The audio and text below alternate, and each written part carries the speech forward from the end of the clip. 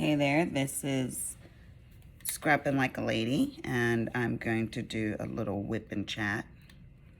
And we are working on The Beast.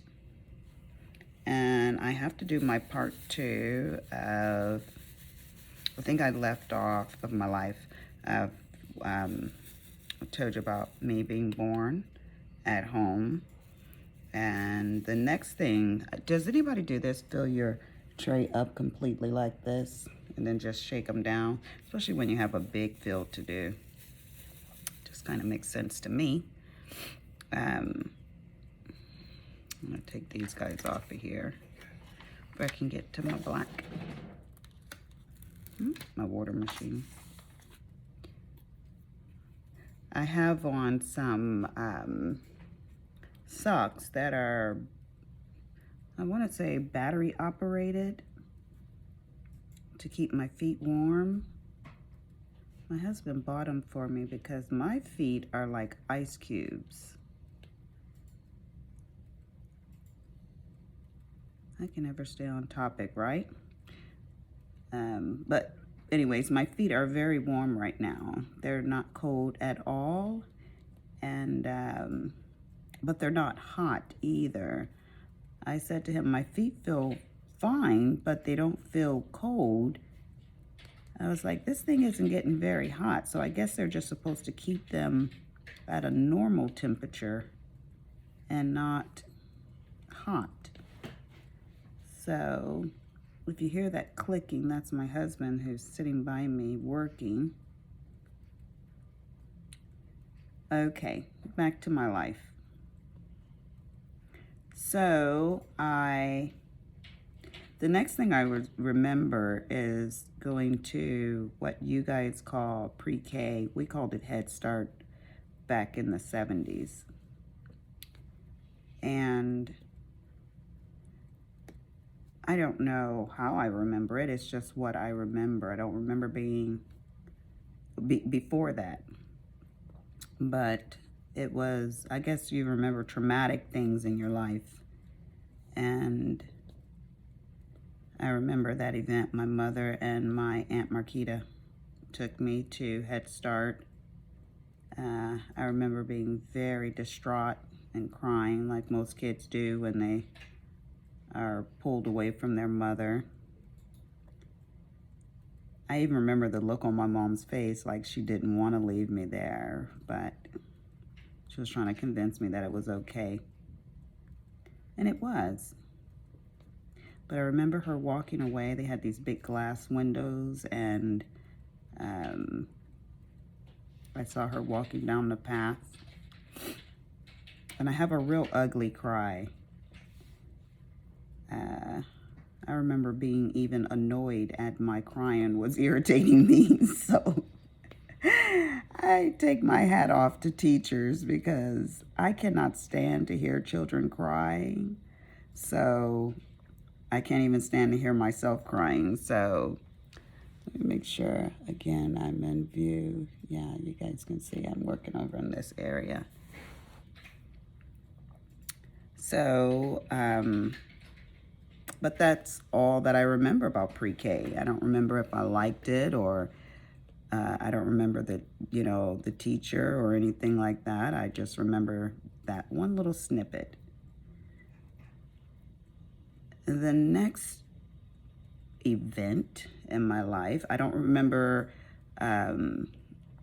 first grade or second grade, but third grade.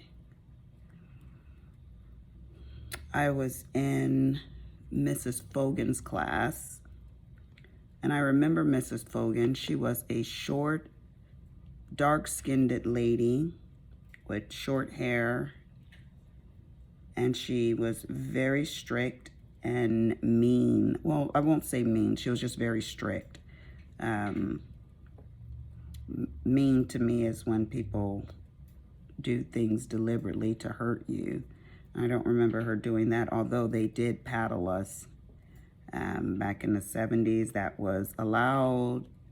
So my teacher paddled me, and Mrs. Cunningham, she was the principal. She paddled us. She had a thick old paddle. And I'm kind of glad they took that away from teachers. In a way, yes, and in a way, no. Because some of these kids, they need to be paddled. I'm sure people out there will disagree with me, and that's fine, but what do you think, honey? Some of these kids need to be paddled? He's got his lips twisted, shaking his head, yes. But I remember a spelling bee in her class. And I remember three things that happened. The spelling bee, and the reason I remember that is because I was smart. I was a smart kid. I remember helping my aunt Annette with her college math. Yeah, and again, I was in 3rd or 4th grade in Mrs. Fogan's class. And I remember spelling very well, so much so that we used to stand up when it was time for the spelling bee, and as you got them wrong, you were permitted to sit down, or made to sit down. And I was one of the last 2 people standing. And then those 2 people were told to come up front to finish the spelling test and or quiz. So the word was turkey. And I don't know if I transposed the E and the Y or the U and the R, but I remember I got it wrong. And I remember the look on her face. I mean, she just glared at me. And again, I'll make sure I'm in the frame here. I don't think you guys can see what I'm doing.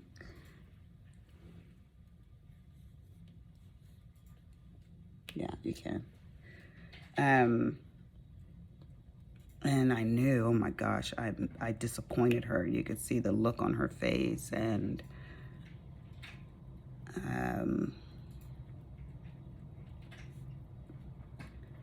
ever since then, I mean, I was just humiliated.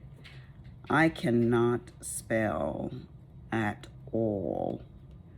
There's just something that happens to me psychologically, and I just can't spell.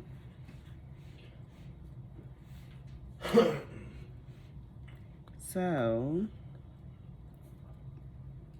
that's my husband hacking over there. So, I remember that. And it's so funny because the things that happen to us when we're children affect us for such a long period of time, sometimes all of our life. And I think that teachers have a very big responsibility because they're responsible for these young, tender minds. And if you're not really cut out to be a teacher, certainly they don't do it for the money. We need to pay our teachers more because they've got a lot to deal with nowadays. Although I feel like they have a lot of time off.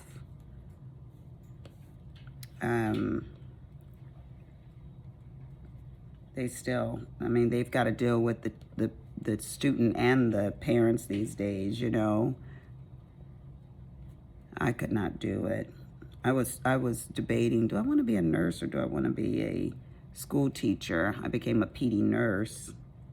I do love kids, but not enough to be responsible for their education and their, I didn't want to be dealing with parents. Because, honey, I will tell you something that you do not want to hear. I'm going to move my desk closer to me. Okay, you guys going to feel a little shaking. Make sure we are still in view, and we are. I've got these readers on, and I'm going to move it up a little bit here. Doesn't like that. Okay. Yeah. So, I didn't become a teacher. The other thing I remember is, well, my sister was in Mrs. Talbert class, and she was so beautiful. She could have like been a model. I mean, from her hair, her long legs, she was really tall and regal, and she was just beautiful. You would have thought my sister would have went into the beauty industry because she was so fond of her teacher. And I remember looking at my books, and one of my books had my father's name in it. So he had the same books, the same teacher that I had. And my sister books, my uncle had the same books she had. I guess that's what you get when you live in impoverished areas. You don't, you know, like right now, they change the school books out so often. They didn't back then. The next thing I remember is getting a spanking from Mrs. Fogan, and my grandmother coming to the office and demanding to speak with her. And my grandmother had words with her, and she said that she wasn't afraid of her. Only way she would be afraid of her is if she could put her pants up on the ceiling and jump in them. And I told you my grandmother's hands were burnt into a fist. And so if she hit you, you were getting punched because she was not going to be able to slap you. So you were going to get punched. And she had her fists in Mrs. Fogan's face telling her what she was going to do if she ever hit her granddaughter again. She never hit me after that. And I don't know what she would hit me for, but I think it was for little things, like even getting something wrong on your paper. You could get hit from her, you know. So I don't remember, but she did hit me because my grandmother came to the school to deal with her. So that was, I want to say it was 3rd grade, but it might have been 4th. Like I said, I don't remember. That was school 6 in Buffalo, New York. And then we moved out to California. My father was a musician and my uncle, and they had a record that went triple platinum. And I won't say what group he was with, but he played the bass guitar. And my dad was really gifted. I even saw him play the harp once. He could play any string instrument. And he started off playing the drums, and my uncle played the guitar, and then they switched instruments when they were younger. So my dad could just play multiple instruments. But I remember Marvin Gaye Jr., Marvin Gaye's son, and, you know, other celebrity children that we would go to their house and swim in their pools and things like that. I remember that. And then our lives changed. We had a stepmother. She was, I always say she was evil, but now when I'm really thinking about it, I don't think she was evil as much as she was extremely young. So she was 19 years old, and here she has this 10, 11-year-old, and my sister was either 11 or 12. So I was either 10 or 11 when we moved to California, and my sister was 12, or 11 or 12, one of those. And my dad was, I always say my dad was in love with us, my sister and I.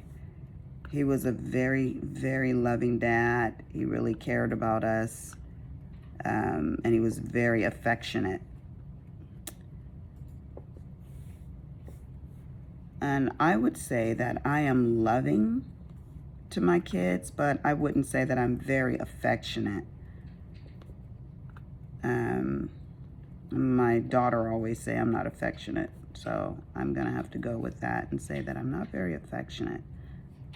They don't want for anything, and I'm very attentive if they're not feeling well, but I don't do too many hugs and kisses. I'm getting better now that they've pointed that out to me, but yeah. So I think it's pretty cool, you know, when you slobber all over your kids. When I see people doing it, it makes me smile, makes me happy. But my dad, he oohed and ahed over us a lot. And he would always say, give me a kiss. And I'm like, ugh, you're my dad, you know. So my sister said the same thing. He would make me so mad when he'd ask for a kiss. But now that he's gone, I would love to kiss my dad. But you know what they say, you don't know what you have until it's gone. Let's see. So I became pregnant at a very young age. Had my daughter when I was 16. And most of the time, if you get pregnant as a teenager, your parents are kind of pissed with you. But my dad, he was such the hippie. He was like, oh, I think you'd be a great mom. And now I look back on that, I'm like, there is no way in hell. Uh-oh, that one's, is that, no, it's not broken. I was looking at it at an angle. Sometimes I just push and slide them if I don't think they're perfectly angled. But there's no way in hell I would want my daughter to become pregnant at 16, 15 when I was pregnant, 16 when I had her, or thereabouts. So, yeah, but I did what I needed to do and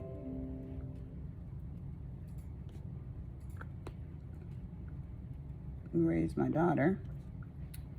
And I got married as a teenager. And I had another kid. That's my son, Richard.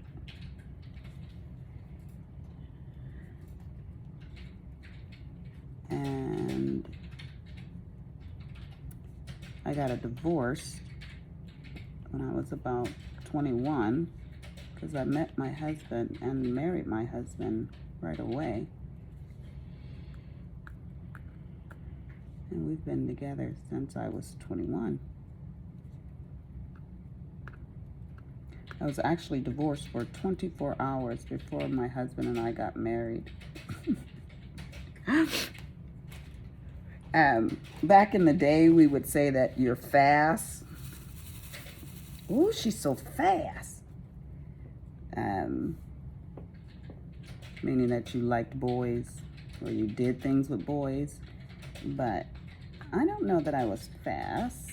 I was just quick to change my mind on stuff. Or who I wanted to be with. But my first marriage was I was married to a Caucasian man, and his family was extremely prejudiced. I mean, like, really prejudiced. When I met his mother, she was shocked because I had talked to her many times on the phone, but we had never met because I lived far away, over an hour away. I lived in Lancaster, California at the time, and Jim lived in North Hollywood. And I was raised in North Hollywood, but we moved. And my parents didn't want me seeing Jim. And so I moved out.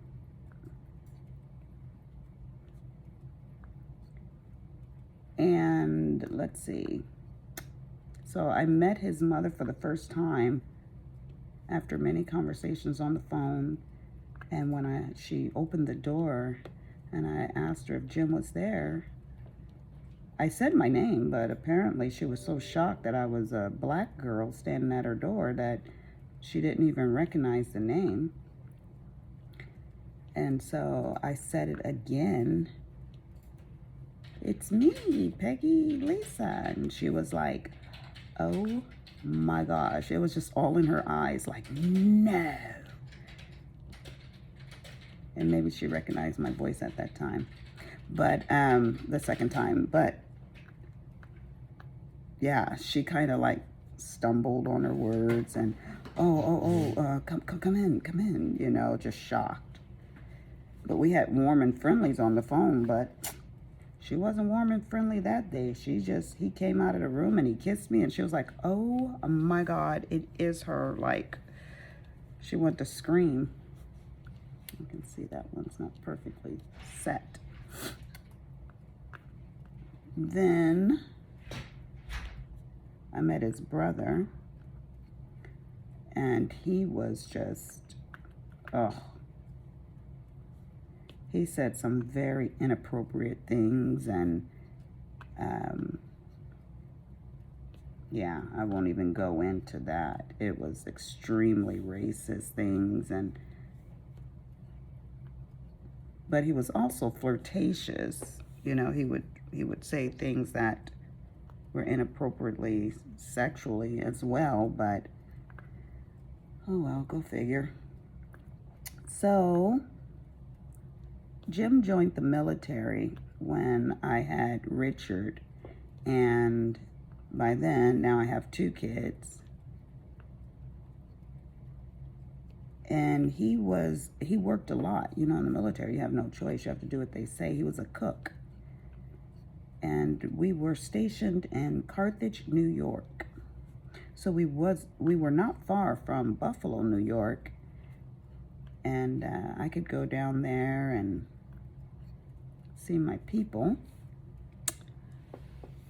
Making sure I'm still in the camera.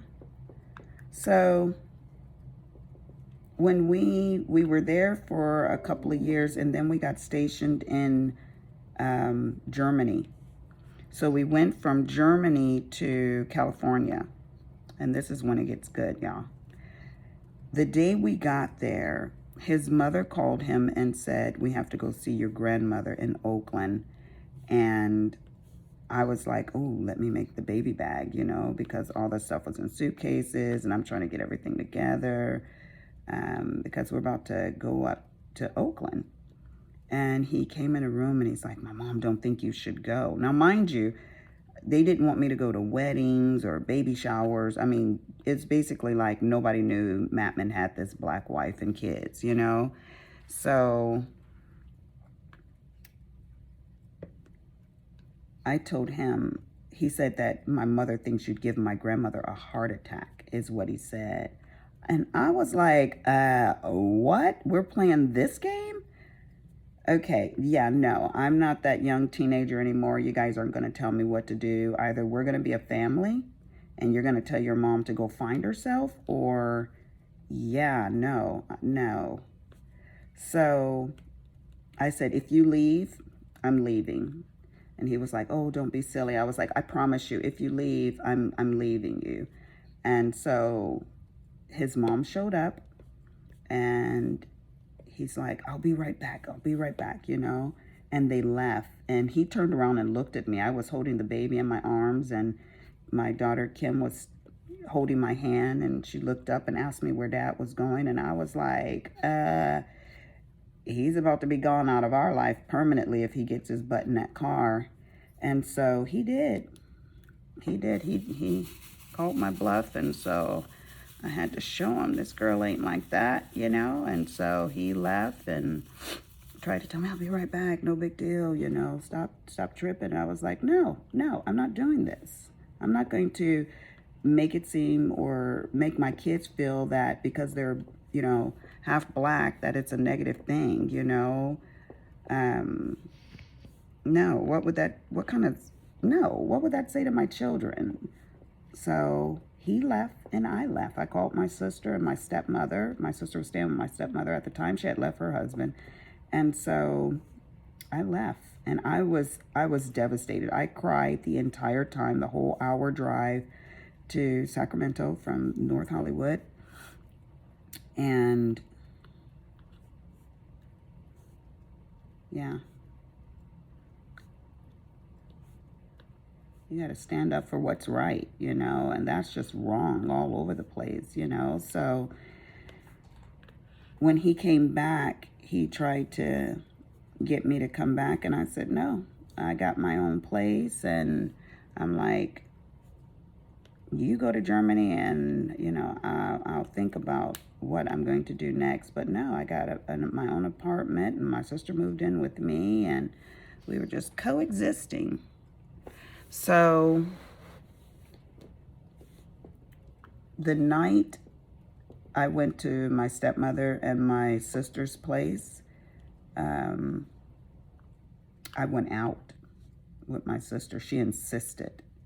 Now, here I am, a mother. I didn't party. I didn't know what that was about. But there was this little place called the Buffalo Club. And I think it's still there. My husband and I looked it up not so long ago, and it was still there. Like, what? And I don't know if they were known for their buffalo wings, but it was called the Buffalo Club. And they had this little bitty dance floor, a little jukebox and everything. And so we went I went with my sister, and Willie had just bought a house there in Palmdale, which is the next town over. And he came there to have a drink and to get out of the house. And I met him, and we were just talking, and and I was telling him my situation. Now, mind you, I can't drink. There is something in alcohol in my body that does not like each other. So if I have a glass of wine, like, I can drink like this much and I'm like wasted. Yeah, my mom is Black and Irish or Italian, and she's got all kind of stuff in her. So she drinks like a fish when she drinks. But me and my sister Sean, I have a lot of sisters now, I'll go into that in a minute, but well, not a minute, in part of my stories. But we cannot drink. So I went out with my employee to what is it, Blue Martini it was called. They closed it down. COVID has really affected so many things, restaurants and stuff like that. But and I like I like martinis, like the flavored ones, the lemon drop martini. So my sister ordered one. She was like, oh my God, this is so good. And we drank like a quarter of the martinis. And she was like, oh my God, I'm gonna have to call my husband to come pick me up. I was like, ooh, I better call Willie, honey, because I will lose all my licenses, because I will be up on the curb and in the, not in my lane, trying to drive home, So, yeah, we cannot drink. And now we can just Uber. Why wouldn't you? Why would you even risk trying to drive when you can be safe and alive? Why is this one pushed up a little bit like that? There. So, Jim went to Germany, and I stayed behind. And there was a lot of back and forth and all of this kind of stuff. He really wanted to make our family work, but I think I was over it. If you can't be a man and stand up for what you believe in, and apparently he believed in interracial marriage, because since then he has married twice, and they've both been Black women. So he's really down with the Black women, but he doesn't know, or he didn't know how to be a strong white man at the time, and just say, this is what I like. This is my preference. I don't think I have a preference. I just love all people. I've dated like other races when I was a young girl. Like if Jim and I broke up when we were younger, I was like, I'm going to go see other people, you know. I'm not going to be sitting around crying over you. So, yeah, no. All right. So, I think it's very interesting. Like, I listen to Stitcherista and some of the other YouTubers. I always say Stitcherista because I watch her, I think, the most. And she is so funny. Oh my God, that girl is so funny. And again, I think I like her because she's like me. She's just comfortable in her skin. It's like what you see is what you get. Get over it or love me, you know? And I think everybody should be that way.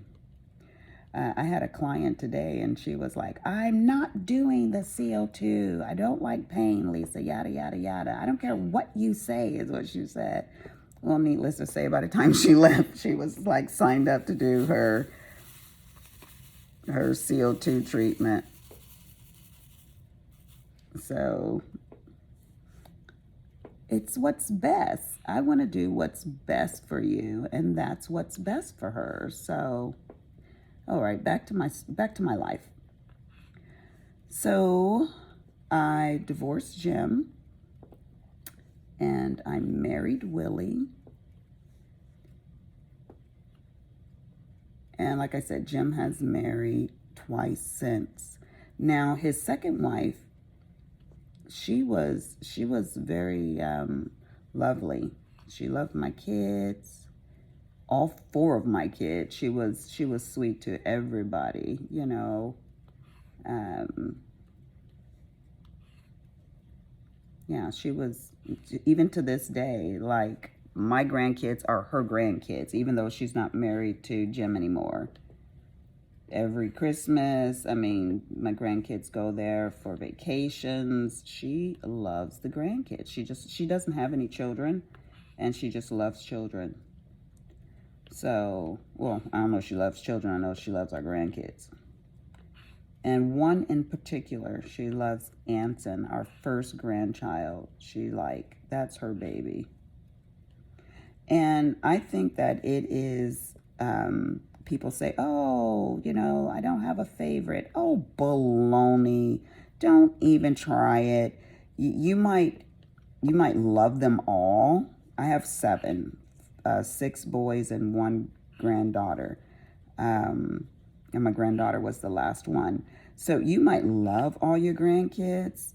Of course you do. They're your grandbabas. But you're not going to love them all the same. Of course, this is my opinion. Don't come for me. Don't even think about it. But I think that some you just jive with more, you know. And I have this one, I call him Moon Pie, because he had this little fat face when he was a baby. But yeah, I've been towards him. And it's nothing in particular about him. I just really like him. There's something that I'm not aware of, if it is there. And my daughter's always, Mom, you know, getting on to me. You know, like the kids are gonna know. Okay, so they'll know. There's worse things than having a favorite, I guess.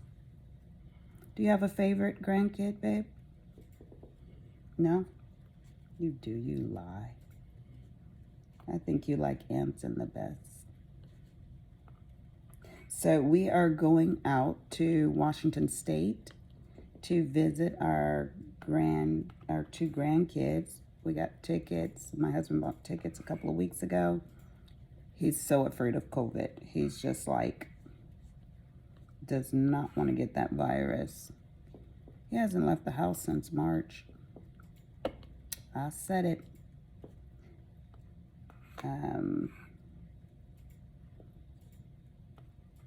He's just been in the house. I wanted to go to Belize for my birthday next week. Well, this weekend I wanted to go to Belize. And he basically talked me out of it. He came in, Dr. Fauci said. I'm like, okay. But we're going to Washington State in May, and he says it should be better by then, and if it's not, then we will push it back. I don't know how he's going to judge whether or not it's better.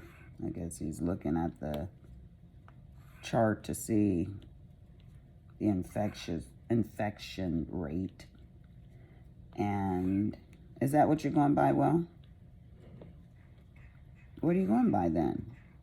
They say general health is when they recommend it. Oh, when they recommend it? Mm-hmm. Okay. Well, y'all heard him. He said when they recommend that it's safe. I don't know that they... Well, Fauci said the other day not to fly. The CDC says flying is not a good thing, right? Oh, the CDC said it. Okay. See, he's my newsman. He keeps up with all of that. That's his job. I've got too many other jobs. So, where was I? I was talking about, my ex-husband's ex-wives. And so then he got married again. And so this wife, I do not care for her. And I let her know that I do not care for her. My kids do not care for her. And my kids are easy kids. They're not the kind of step kids that are like, oh, you're not with my mom, I don't like you. They're not those kind of kids. They are really easy. And so the reason she doesn't like them is for jealousy. And the reason they don't like her is because she's a brr. And she really is. She accused my daughter of stealing something. Children clothes that she bought for her grandkids, and then she wind up finding them in her closet. You know, just crazy stuff. So I need more wax. I've got my little bonnet on my head. Where's my wax at?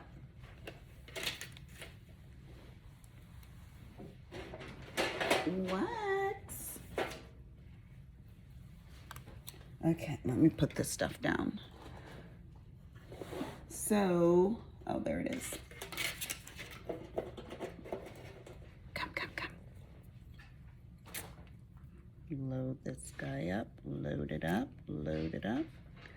I got my pajamas on. Most of these videos that you guys see, especially any of the whip and chats, I will definitely be in my pajamas.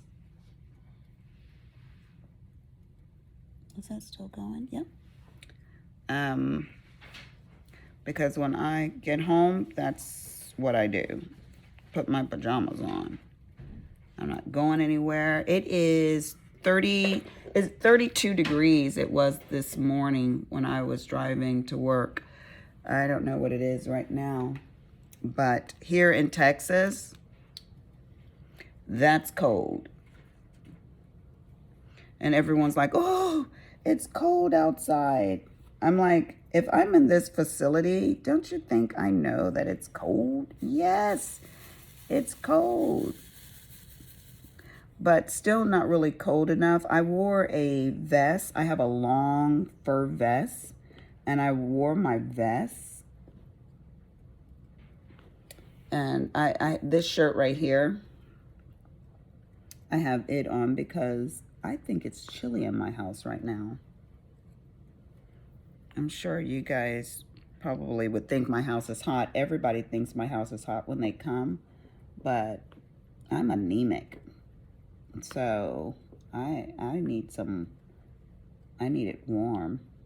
Like if I go to someone's house and Summertime, I will get cold. They can have the air conditioner on. I'm like, oh my God, it is freezing in here. If it's 72 degrees, I'm freezing indoors. Now, if it's 72 degrees outside for some reason, I'm good with that. But indoors, I'm like, oof, take the chill off the house, please. My grandmother used to have it 80 in her house. And I'm like, ooh, it's so nice and cozy in here. And my husband used to like the house colder, but now that he's an old man, he likes it warm too. So we're becoming more compatible as he ages. And he got me these socks, and I'm glad he did, because I don't have to worry about my feet being cold anymore. And you charge these socks. So back to my story. Okay, so let me just tell you guys, I will be all over the place. I can never keep my story straight. My husband does this with his hands. He's like, come on, like. Or he gives me that look like, you're deviating, get to the story or get to the point. I'm like, what are you in a rush for? It's COVID. You're not going nowhere. You can listen to my long, drawn out, pointless story. All right, so that's all that I can tell you about my ex-husband and my relationship. We're on very good speaking terms. I can call him and he can call me, and we can just laugh and talk for hours. We really can. There's no ill feelings or, resentment. It doesn't need to be. It's just, we just couldn't work it out together because he wasn't strong to have an interracial marriage. So, and he must have knew that too. Or maybe when I pointed it out to him, he was like, maybe she does have a point. But yeah, I got out of that marriage and got into this marriage and had 2 more kids. Okay, let's talk about that. So my husband didn't have any kids when I got with him. And he said he was fine with just having Kim and Richard. And I was like, oh no, you need your own kids. He's shaking his head. No, I didn't. No, I didn't need my own kids. Yes, you did. You're a wonderful dad. So anyways, we had Cameron in 97. And we had Logan in 99. They are like 22 months apart or something like that, because it takes 9 months to have a baby, thank God, or they would have been back, closer together. It would have been like, well, Cameron was 12 months actually when I found out I was pregnant with Logan. So yeah. And I was in nursing school, and when I finished nursing school, I was still pregnant with Logan. I was like 6 months along, walking across the stage. I'm like, ooh. And I have what's called hyperemesis gravidera, which means that you have severe morning sickness and you can't hold anything down.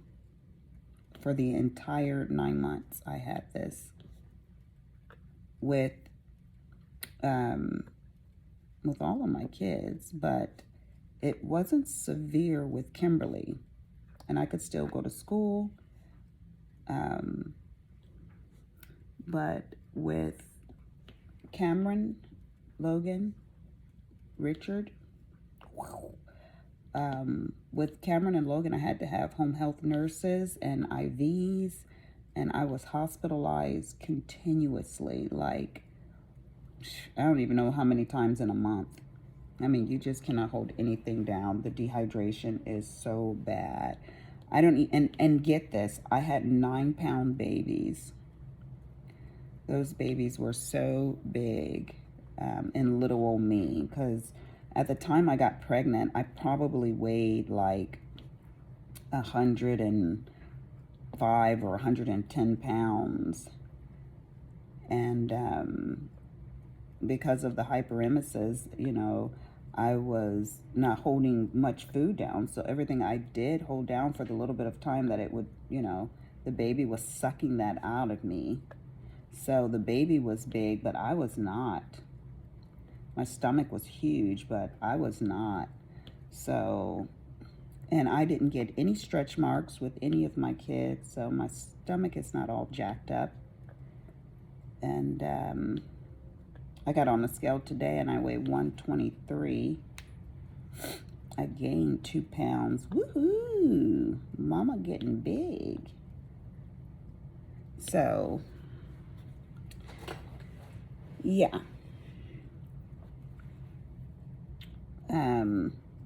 So yeah, we had Cameron and Logan, and they are currently, Logan had a birthday last week. He turned 22. That's my 22-year-old autistic son. And absolutely wonderful. That kid, I'm in love with him. He's another one of my favorite people in the world. And his brother is Cameron, and he is going to be 24 in, March. Oh, excuse me, no, April 8th. And then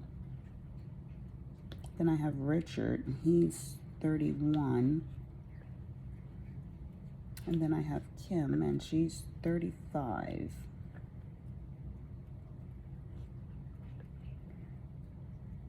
And that's that. Now, I would have had more kids. I would have had 6 kids. I lost 2. And we know that one of them would have been a boy because we had an autopsy done on him to see what the problem was. So I would have had more kids. But when I lost those 2, it was before Cameron and Logan. So I was like, oh, God just sent me my kids back.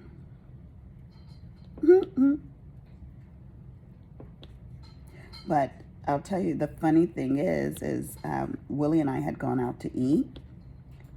And when I got back, I was like, oh, my baby, my baby. And I had Cameron in my arms, and Willie offered me a glass of wine. And I was like, I couldn't even stand the way it smelled. And he said, I think you're pregnant. And I was like, boy, bye. I was still nursing Cameron. And he's like, yeah. And he literally, and it was like 9 o'clock at night by this time, got in his car, drove to CVS, and got a pregnancy test. And he's like, pee on this, pee on this. I was like, no. And yeah, I was pregnant again. I was like, no. Like, I was still getting over the trauma of having Cameron, Although I wanted more kids, I wanted to space them out. But God said, you're going to do my plan. And so I got a bonus baby. So yeah, he's one of my favorite people. I hope I'm not moving this too much, you guys. Let's see, the next thing I remember in my life. So yeah, I went to nursing school, did all of that, and I've worked in the OR. I've been an OR nurse. I've done geriatrics.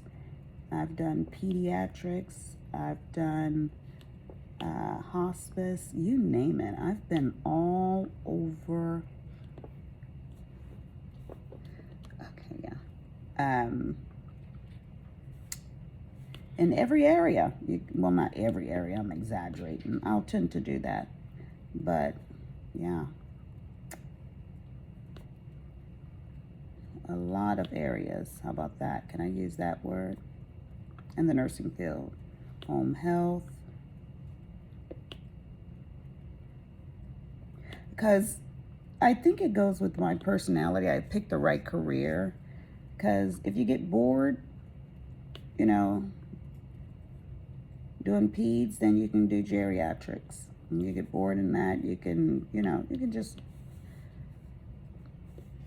pick something else in the same career field, but doing totally different procedures, and, you know, and I'm always curious about something. That's just how I am. I'm always curious. I always want to learn. I think that's why I like crafting too, because there's always something new to do, you know, or they're coming out with, or even the same craft that they're adding on to, you know, you can also do this, you can do this, you know.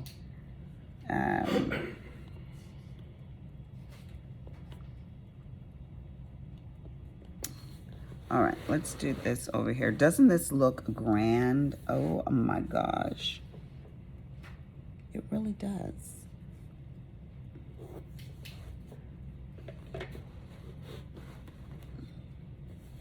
What are you looking at me for? All right, let's finish this up over here. Well, in diamond art, now I did order, what is it called? Bella Safina. I have a Bella Safina on its way right now. I was looking at I was looking at diamond art, period. And a lady came up and said Bella Safina, and she did an unboxing. And I was really, I took a liking to what I saw. And so I went out to their website and I ordered one of her canvases. And so I should get that in any day now. I wanted to just stick to Diamond Art Club, but that wouldn't be completely fair, because there are a lot of companies that I'm sure will have equivalent, you know, quality as Diamond Art Club. But I will say that I am spoiled, because I see the other canvases and I'm like, what is this cheap crap here, you know? And you see their drills and you're like, I'm not even going to waste my time. If I'm going to do something, I want to do, you know, what I like and spend my time doing what has, you know, the company has quality. So, I've said in a couple of videos, you know, you can spend your money whichever way you want, but I don't want to spend my coins on, and my time on something that I'm going to regret. Now, I got to go back and do these ones right here. I've got a few in there, and I know that, but I want to get this big block of black knocked out. I cannot believe the way this looks. I mean, when you see things in the camera, it doesn't do it justice. It really does not. So, I was talking about my cheering. And my children have children. We have, Kimberly has 5 sons. Anson, Gabriel, the one I call Moon Pie, but his name is Genesis. So Anson, Gabriel, Genesis. Kendall, who I named, and London. And that rascal there, London, whew, I don't know if my daughter spoils him because it's her last one. I'm thinking that's why. But That kid has such a personality. He really does. He's giving her a run for her money. And then my son has Matthew and Zoe. And I always liked the name Zoe. And my son called me and they were like, what do you think of the name Zoe? And I was like, that's the name I wanted. That's what we're going with. And he was like, all right, Zoe it is. And Jessica was like, I like Zoe too. So everybody likes Zoe. So that's what her name is, Zoey. Very easy. And Jessica always says, Zoe acts just like you. Ooh, if that's the case, Mama, you better buckle up. Because my mom would say, I'm probably the most outspoken one of my mother's children. My mother has 4 kids. Me, Sean, Kelly, and Kenny. And my sister Kelly is quiet. My mom says when she gets pissed, she's a, she gets real mad, but I've never seen it. She's just real quiet. And my sister Sean, she's not really quiet. I wouldn't say that my sister is quiet, but she's quieter than me. And she's always politically correct. She never, really is outspoken. She thinks about what she says before she says it. Not me. I'm reckless sometimes. I don't mean to be, but I think it and I say it. So, yeah, that's how many grandkids. Kim's 5 and Richard's 2. And Kimberly is married to Ralph, and he's in the military. He's like some high-up sergeant. And he's been in the military since he was 18. And he's actually older than her.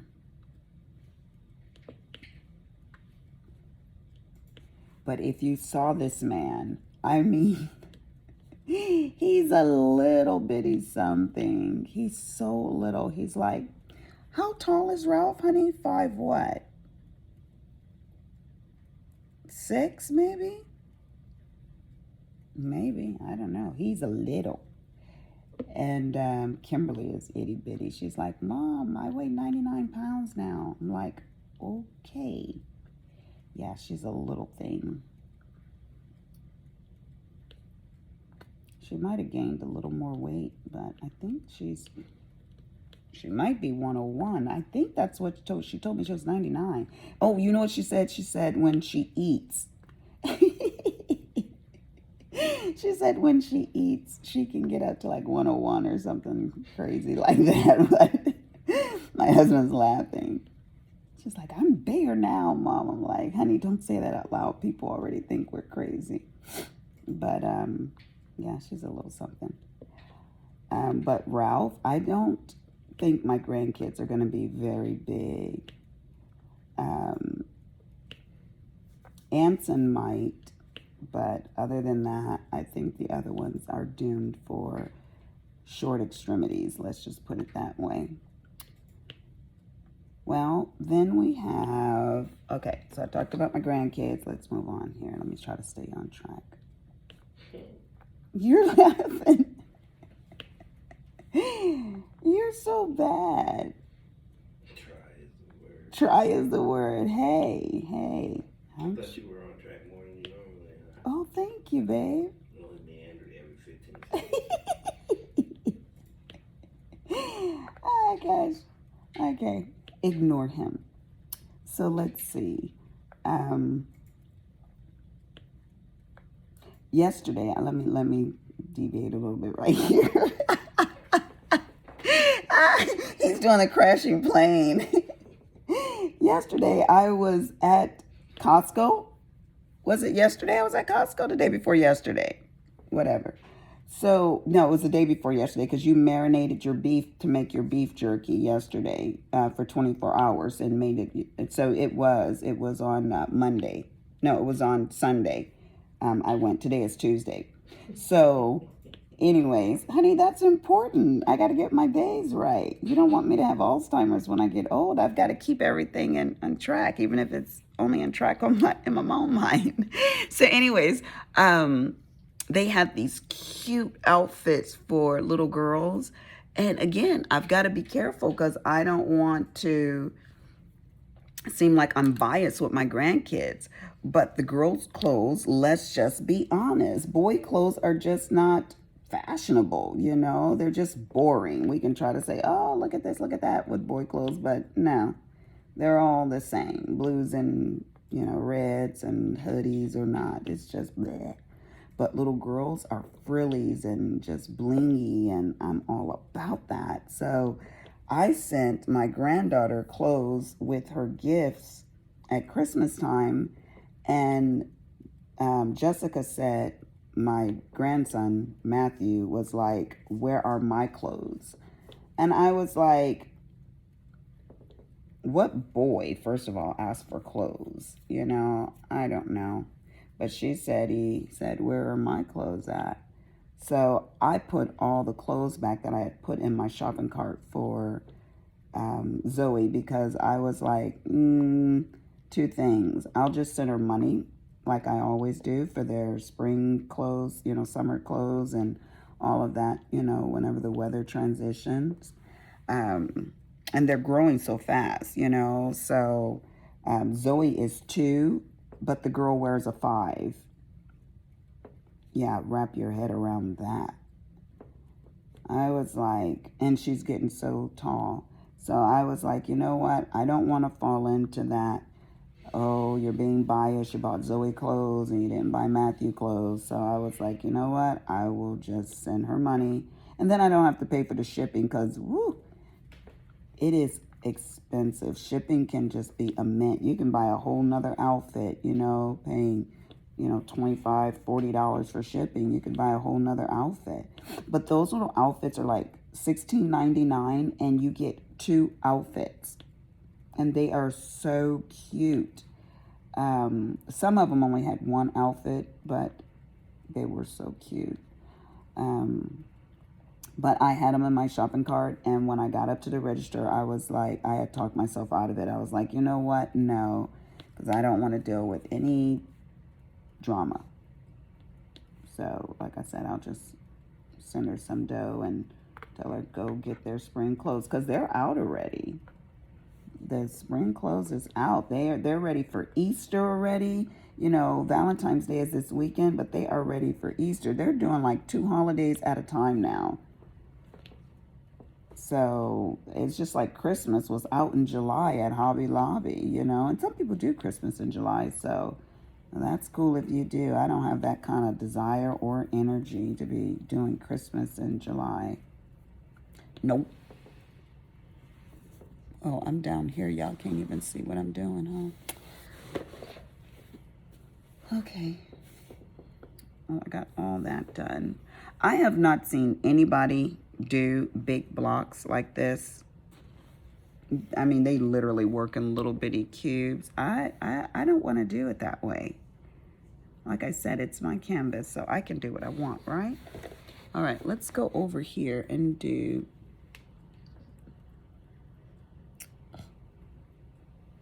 I'm going to have to turn this. So, I introduce you to my grandbabies. I want to work on this area right here. Yeah. And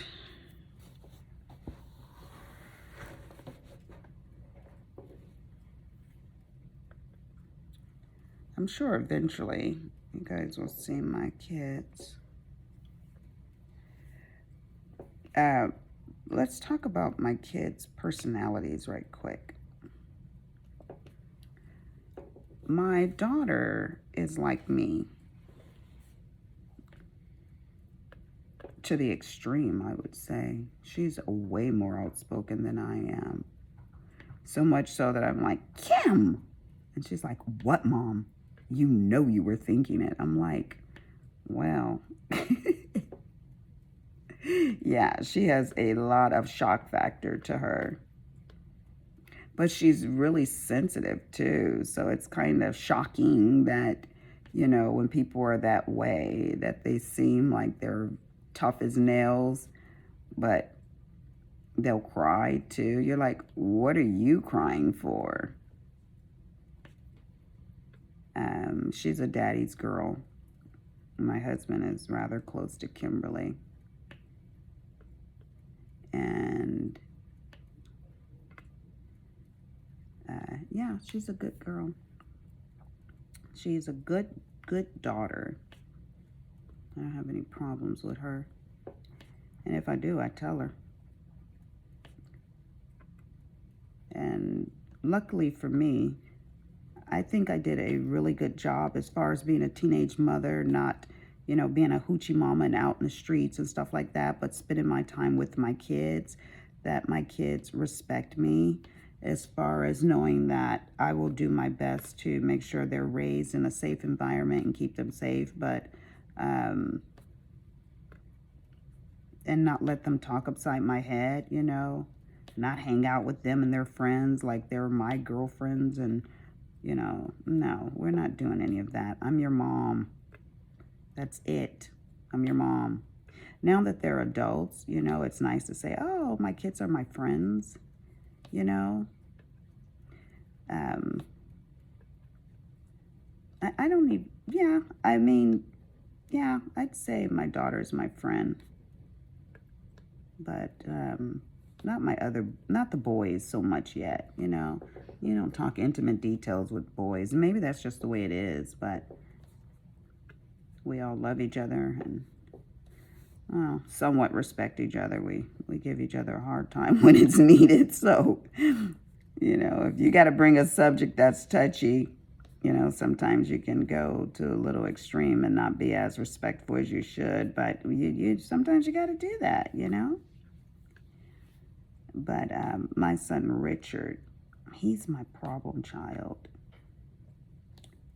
He is, ooh, you know, out of 4 kids, you got to have one. And he is the one. Cameron is perfect. No, he's not perfect, but dang near perfect. He's just a great kid. He's still in school.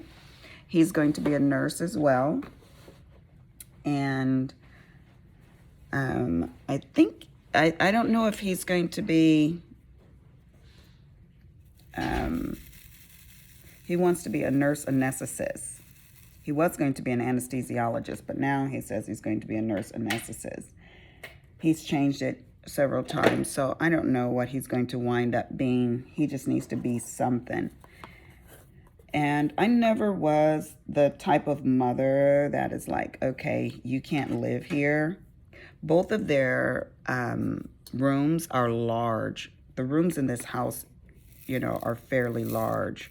There's a couple of them that are smaller than others, but even those rooms are fairly large, you know.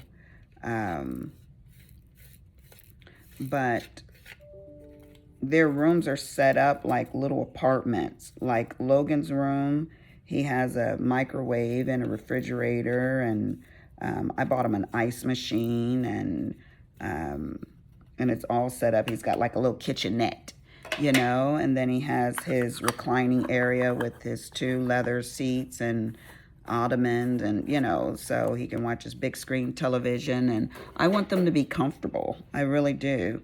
And Cameron has his set up that it's like a little apartment as well, you know. So they don't need to leave Mama's house. No. I'm going to have a piece of candy. And yes, I am a diabetic. And no, I eat sugar-free candy, but I don't solely eat sugar-free candy.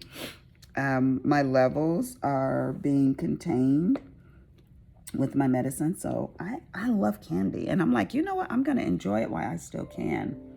So, yeah. Okay. What color am I going to do next? What color do you guys want? Should I go here? Yay! Okay. So it's L. So, personalities. Cameron is, I did Kimberly, and I said Richards.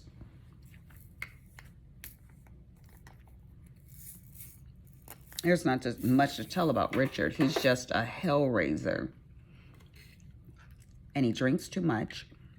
And that has been our biggest problem. He's not a functional alcoholic. He's not. He's just an alcoholic. So I hate to use that word because I want to speak things as if they were. And so I always say, he's getting better. He's going to do this. So with that being said, that's all I'm going to say about him. That boy right there. Wait.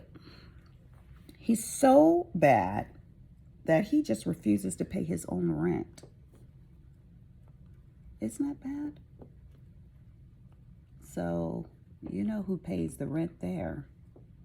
I do. I pay his rent, and I was paying it for the longest time and not telling my husband, because my husband was like, we're not paying his rent. He needs to learn to be responsible.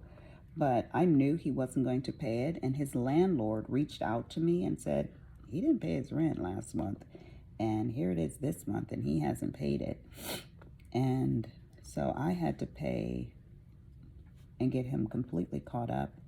So he's caught up now, but he was going to get evicted. Come on now, what? Are we doing this in 21? So I'm going to hold on to my Heavenly Father is going to fix this problem, and he is going to use him for his kingdom. And that is that. Now, moving from Richard. But still, he's a loving person, believe it or not. He can be so loving and so awful at the same time. Then we did Kimberly, we did Richard. There is Cameron, and he's wonderful. And I told you he's in nursing school, and he's spoiled. Oh, jeez, is that boy spoiled, though? I mean, he doesn't have a reason to leave home. He doesn't have a girlfriend. He says he doesn't want to be bothered with that right now. But he doesn't have a girlfriend. Thank goodness. He is so focused. He's highly intelligent. He acts like my husband, who is very intelligent as well. And I'll tell you about my husband too. And again, I'll be blunt and transparent, but I'm just checking to make sure. Oh, good Lord. I have been talking all of this time. I better let you guys go. You're going to be like, look, lady. So let me finish telling you about my kids, and then I will let you go. So then there is, I was finishing up with Cameron about him being spoiled, and I look at it this way, in a way, and I know a lot of people disagree and some people agree. Nowadays, let's just face it, our kids are not going to have the same struggles we had. They're just not. Why? Because we no longer have those struggles, and we provide differently for our kids because we can. So, has Cameron had to buy his last 3 cars? No. No. He doesn't. And he will never have to, probably as long as he lives in this house. So I want to make life easier for my kids. And people are like, well, they should learn. Hey, they will learn that. They can learn it just by knowing it. You don't have to experience something to not do that thing. Hell, I've never experienced, you know, living in Africa and being hungry to the extent that my stomach is poked out. I don't have to experience that to know that it's devastating and it's something that's horrible. I mean, no. But am I making my kids irresponsible? Probably. Probably. Because the boy can't keep $1 in his account. He, you know, his account is linked to my account. So I get alerts, basically, if he falls below. And he has another account that can do overdraft, but that account can get low too. So yeah, these kids are spoiled. I just put money in his account and he just keeps moving. But he needs to have his accounts because he needs to have, you know, his school's fees paid for. He needs to order books, or he needs to get gas, or, you know, go out and eat with his friends, or whatever you want, whatever you use money for, you know. So, yeah. So that's Cameron, and he loves to shop. Oh my gosh, he should have been my daughter. He loves to shop. Okay, I'm going to stop this video and I'm going to start another one because it's going to get too long. All right, this is Scrapping Like a Lady, and I'm out.